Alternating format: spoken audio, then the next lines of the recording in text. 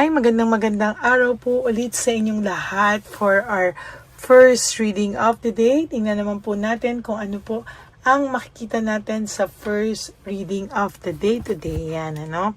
Kamusta po kayong lahat? I hope na naka-resonate po kayo sa mga readings natin. And, yan. Tingnan naman po natin ngayon kung ano po ang makikita natin para sa ating first reading of the day today.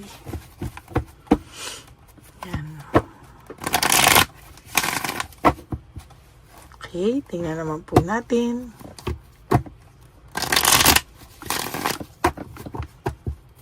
Pili po tayo ng 20 cards. 1, 2, 3, 4, 5, 6, 7, 8, 9, 10, 11, 12, 13, 14, 15, 16, 17, 18, 19, and 20.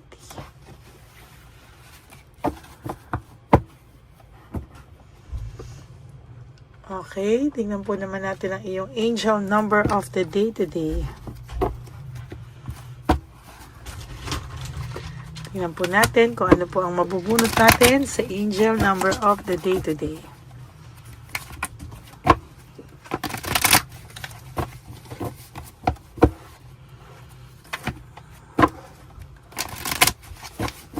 Okay, tingnan po natin. Okay. Ang number na po na nabunot natin, parang nabunot ka na rin to. I don't know kung nabunot ko to sa live or sa... Anyway, sige po. This is 2222, feminine forces, relationship, balance, prosperity, efficiency, patience, and humility. Sabi po dito, you can do everything by yourself. But life is to be shared. Partner up with the right spirit and you'll become a force. Honor commitments and people around you. Don't judge, listen. Kakabunot ko lang din po dito. So, I have to get another card for you. No? Kasi parang kailan lang din po ito. And parang gusto ko pong kumuha ng isa pa. No? Pero sabi nga rin po dyan, ano, you have to, you can do everything by yourself. Minsan kahit po gusto mong umasa sa ibang tao, kaya mo naman din daw po, hindi mo kaya mo mag-survive kahit na ikaw lang mag-isa. No? Pero syempre, life is to be shared. Kailangan mo pa rin ng someone. Just partner up with the right person. Yun po, no? So, ito naman po is 1551. Hold your vision. Ano? Manifestation, abundance, money, dreams, vision, and prosperity. Focus on the good and maintain your concentration on the outcome you desire. It's time to put your faith and time into your ideas and pursue your goals with all your might. You have such a beautiful, courageous, and brave spirit. Sa nakikita ko po dito, no, sinasabi, i-manifest mo yung vision mo, panghawakan mo daw po, no. You have to manifest, no, para lahat ng abundance, money, mga pangarap mo, yung mga visions mo, pangarap mo, and prosperity, lahat ng blessings ay papasok po sa iyo. Sabi dito, malakas po ang iyong intuition, ang inyong instinct. So, lahat po, pwede daw po talaga, no? Lahat po ay pwede daw sa yung maramdaman mo po lahat, ano? Sabi nga dito, ay talagang nakikita po dito na pwede ka po, no? Sabi nga dito, pwede ka pong mag-visualize, no, ng mga darating sa buhay mo daw talaga, no? And sa nakikita ko po dito, lahat ng blessings ay kaya mong makamtan. Huwag kang panghinaan ng loob. Kaya mo raw po, at talagang sa nakikita ko ay unti-unti po, no? Talagang mararanasan mo po yung magandang buhay, no? You just have to have faith, sabi daw po. And yung time mo po ay gamitin mo o i-consume mo sa tamang gawain, sa tamang force, sa tamang sa tamang sitwasyon and ideas, no? Huwag ka pong panghinaan ng loob at sinasabi ko sa'yo, there will come a time na lahat po ng yan ay mangyayari sa tamang panahon. Okay? That is your angel number for the day. Ngayon naman po, tingnan naman po natin kung ano po ang makikita natin sa inyong first reading of the day today. No? Sabi po dito, sudden awareness and choosing happiness. Wow! Sabi nga sa inyo, i-meditate nyo daw yung happiness mo, no? You have to choose to be happy. Yung sudden awareness mo, kailangan daw po meron kang alam mo yun, maging aware ka sa tao sa paligid mo. Alam mo po, yun nga, malakas naman ang instinct mo. So, mararamdaman mo po if there is something wrong or may makikita kang hindi dapat o hindi ka nais-nais. Talaga pong sabi nga dito ay talagang magiging maayos ka sa mga susunod na panahon. Yung person mo ay lack of purpose or dinadivert niya po sa ibang bagay, maybe sa ibang person. But the truth is, hindi rin po siya masaya because wala siyang purpose sa buhay. This is lack of purpose, no? Seven of Cups in reverse is about no direction, lack of purpose, dinadivert niya lang sa mga iba't ibang pangyayari, tao, no? And lack of commitment, no, sa lahat po ngayon ng relasyon na meron siya or for example, meron siya mga gustong gawin kahit sa trabaho, sa relationship na pinili niya aside from you, ay sinasabi ko po sa inyo, wala po siyang commitment. Parang sa umpisa lang siya go na go and then after that magiging wala. Parang tatama rin po siya, no? At ang dami pong nangyaring deception, insecurity tactics and strategies. Maybe some of you, yung may mga person po kayo na parang nagpe-pretend na masaya sila or nagpe-pretend po na sila ay happy because of too much ego, too much pride. Pero sa totoo lang po, parang naman silang hindi maayos, no, yung pakiramdam nila. This is recovery. Nakikita ko po dito ay somehow ay may improvements po sa'yo, no? Somehow talagang makakaramdam ka po ng improvement sa'yo, makakaramdam ka po ng tamang pakiramdam sa mga susunod na panahon, ano? Maganda po ang mga mangyayari sa iyo sa susunod na panahon. Meron po sa yung end of cycle, change and end of cycle.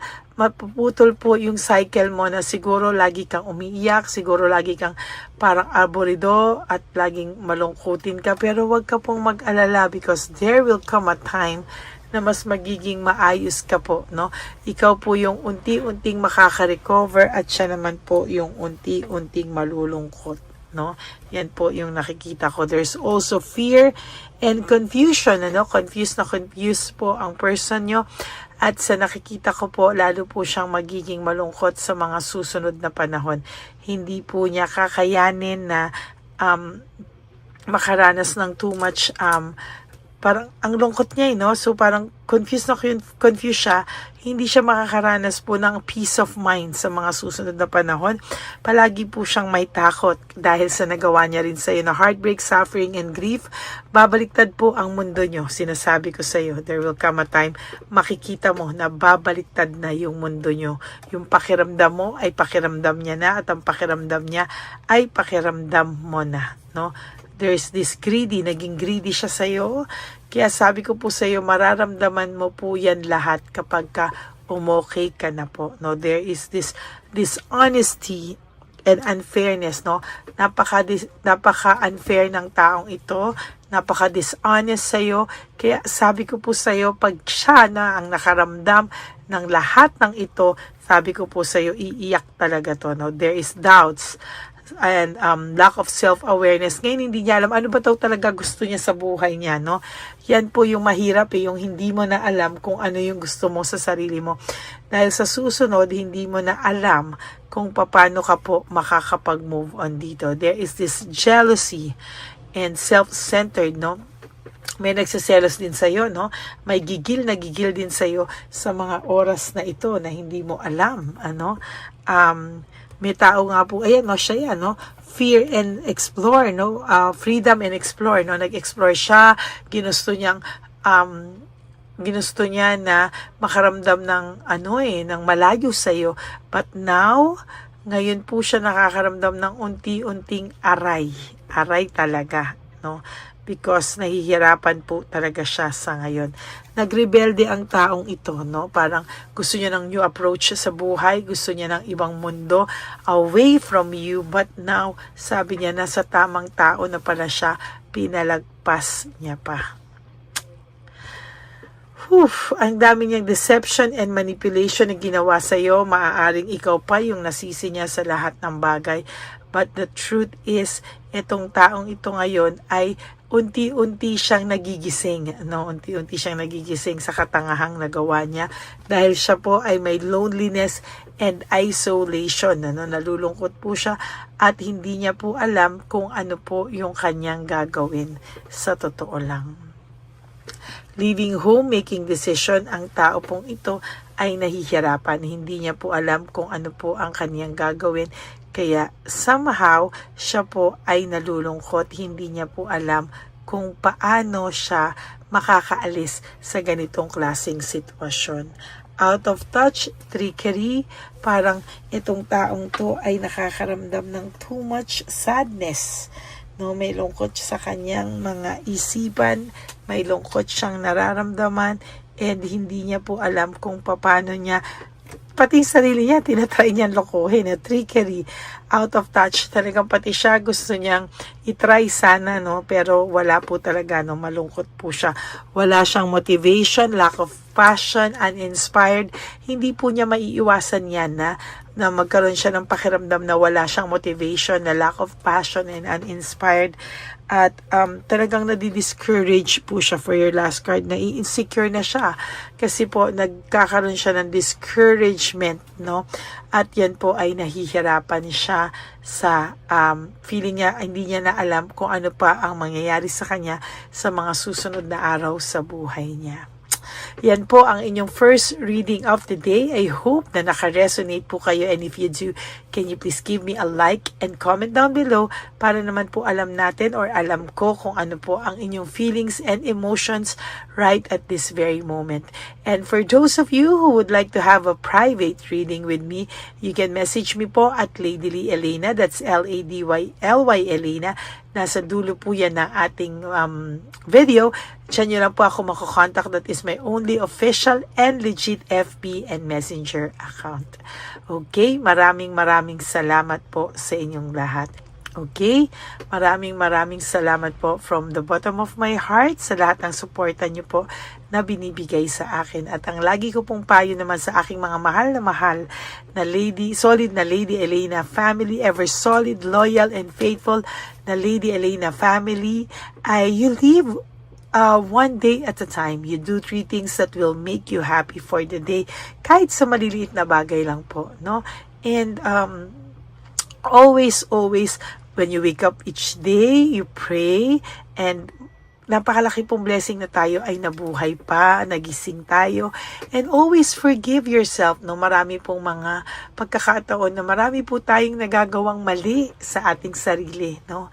Minsan kahit alam na po nating mali, pero wala parang nanghihina po tayo, marupok po tayo, no?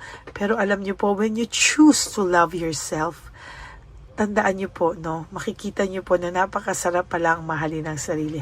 Always choose to love yourself because self-love is still the best love of all. And you have to realize, mga kapatid, na life is too short. Don't make it shorter by stressing yourself from all the pains and heartaches na binigay sa inyo na kahapon.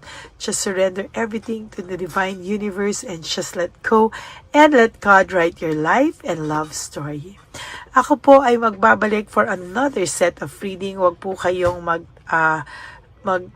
malulungkot, no? Ako po ay babalik at tayo po ay magkita-kita ulit mamaya sa aking second reading of the day. For the meantime, panoorin nyo muna po yung mga hindi nyo pa po napapanood. And God bless you everyone. And I love you all from the bottom of my heart. Bye!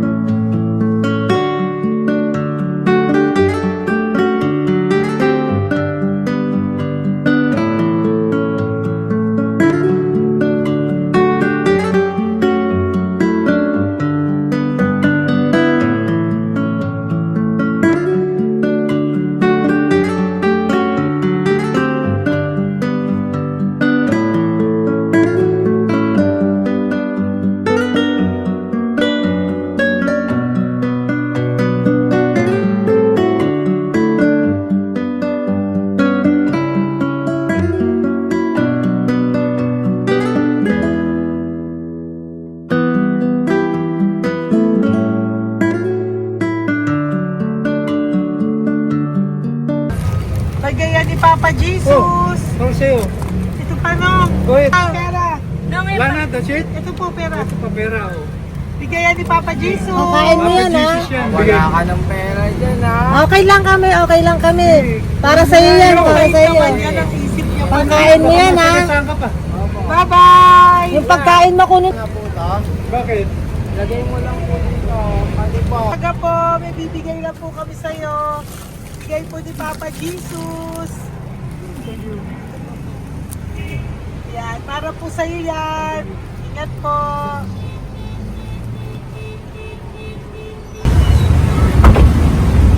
Magandang tanghali po.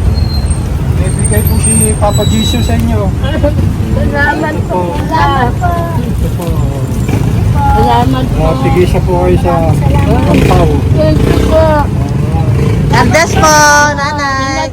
Apo, apo, apo. Pangalaman po. God bless.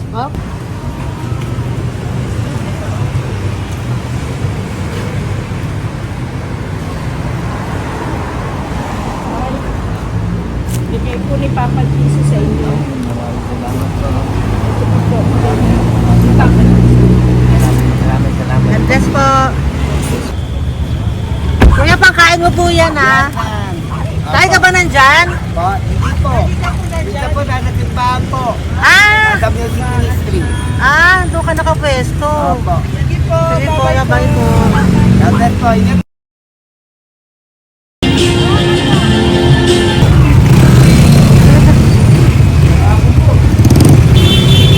Pagkakit po ni Papa Jesus. Thank you po, bye po. Meron pa eh. Bigay po ni Papa Jesus.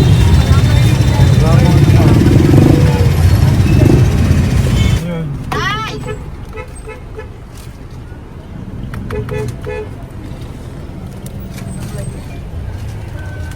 Yun. Tay, para sa iyo po, bigay po ni Papa Jesus. Papa Jesus, eh. Tay, bye-bye. God bless po, God bless.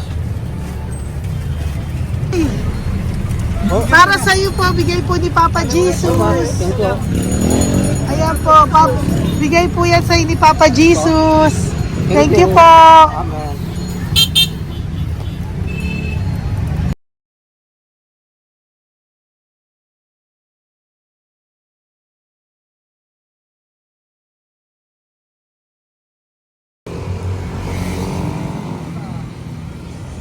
Bigay ni Papa Jesus. Tayo pagkain ato po, ah. Madami mong aso, kuya. Alaga mo lahat yan. Oras ka eh. Kuya, size yan. Nasaan yung iba? Kalagala. Ay, talaga? Salamat po. Kalagala po. E, paano pagkain yan, kuya? Saan mo kinukuha? Sa tambay ko. Lahat. Ang dami. Ang dami niya pong aso. Oy, ang daming aso ni kuya. Sais. May nagbibigay sa inyo pagkain. Nangangalakal ako. Okay po. Tapos, Kaya mo kuya, pag nadaan ako, bibigyan kita ng dog food dito, ha? oo. Dito ka lang ba lagi? Dito ako lang tutulog. Okay po, sige. Okay po. Marami din akong aso sa bahay, eh. Salamat po. Okay po. Kuya, pangkain mo yan, kuya.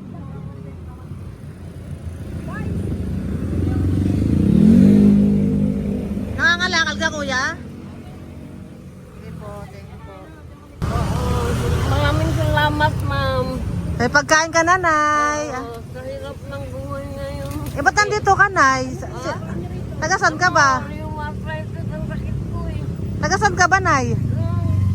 Sa plado eh. Sa Pladway. Oo. Okay po.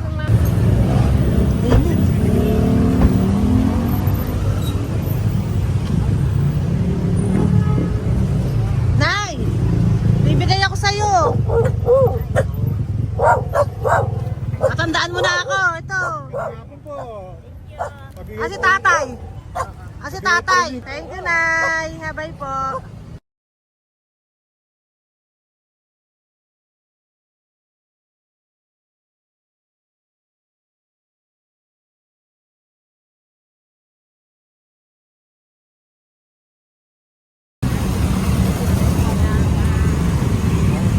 God bless, Day. Thank you po. Pabigay po. Bigay po ni Papa Jesus. Salamat po. Bigay po ni Papa Salamat po, Jesus. Ito ate. po, oh. Salamat po. Bigay po ni Papa Jesus. Ito pa po. Salamat po, Tay. Salamat po, tita. Bye-bye po.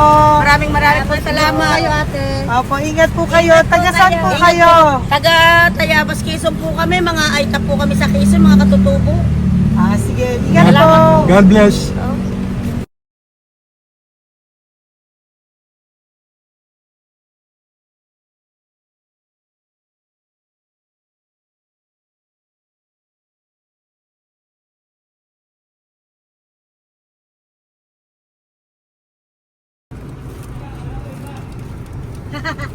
Tay, Tinatawag niya bigay po ni Papa Jesus. Thank you po. Ayan po. Sobrang Ang sipag mo naman, Tay. sipag nyo naman po. Kanina po kasi, taglagas ngayon, taglagas. O, pang merienda nyo po yan, Sige po, ha? salamat po sa inyo. Tapos yung road bags po, Kala ko uwi sino nyo po. binubusinahan niya eh. Ah, sige po, Thank you na bye-bye po. Thank you po, salamat po, bye-bye.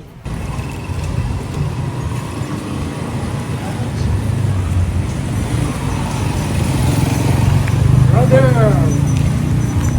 Basta, mabigay ni Papa Jesus. Ang sa'yo. Ang kaya mo yan. Ba't hindi ka makatayo? Na ano ka? Ah, okay. Sige, bye-bye. Hello po. Tama. Para sa inyo po, bigay ni Papa Jesus. Thank you very much. Sige po, bye-bye po. God bless you. Tay, magandang hapon po. Bigay po ni Papa Jesus. Ito pa po, Tay. Para sa inyo po. Bye-bye po.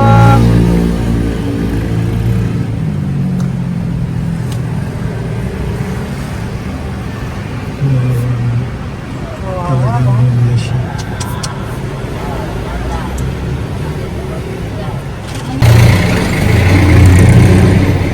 Ate!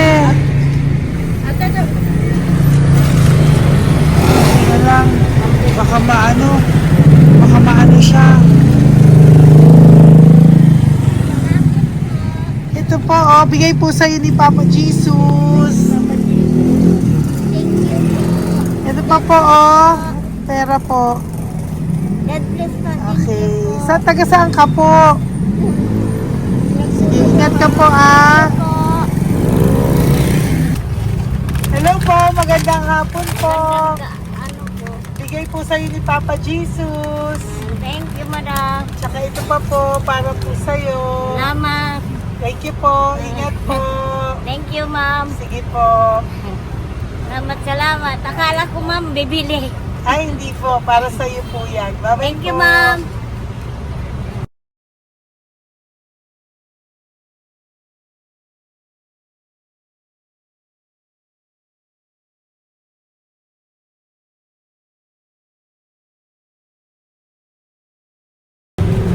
Tay, Hirap na hirap. binigay po ako ng goso. Hirap na hirap Dito siya. po tayo, dito sa kabila. Hindi mo siya lies pa yan. Kawawa naman. Tay, magandang araw po. Oh, Lord. Bigay po ni Papa Jesus. Ay, ito po, ano, pandagdag po. Dagdag po. Bigay po ni Papa Jesus. Thank you po. Thank you po, Kawawa sir. naman. Diyos ko, hindi na siya makaano ko. Ano? Pagkabang may dadalhin yan lahat. Ano kami yan, narinig ko lang. Siyempre, ang bigat niyan.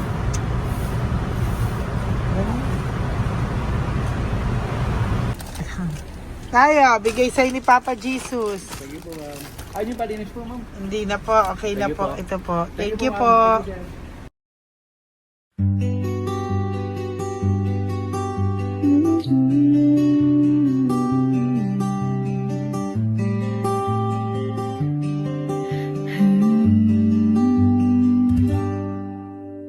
Nasa panahon ako ng kalungkutan, panahon na hindi ko alam ang gagawin.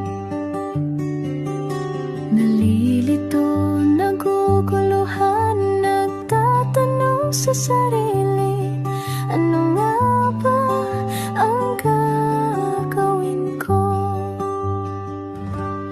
Nang biglang nag-browse ako sa YouTube at biglang lumabas ang channel mo, ang mensahe na noon ay nilabas mo. Angkop sa nadarama ko. Unang beses lang dumaan ang channel mo sa browser ko. Hindi ako nagdalawang isip na hanapin ang Facebook account mo at mag-message sa'yo. Agad ka naman sumagot sa mensahe ko. Hindi ko alam ang damdamin noon, dahil parang may sumungaw sa aking pag-asa. Nang kaliwanagan sa dilim ng gabi, dumating ka, ikaw ang sagot sa panalangin. Salamat dumating ka at nakilala kita, Madam Elena. Nabago mo ang pananaw ko. Noon ay malabo, ngunit ngayon ay may linaw na tinatahak. Salamat sa Diyos, ikaw isang anghel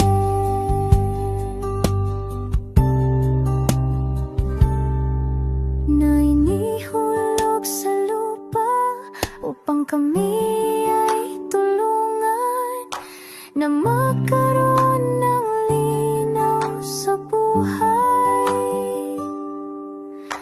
Pinadaan sa'yo ang mensahe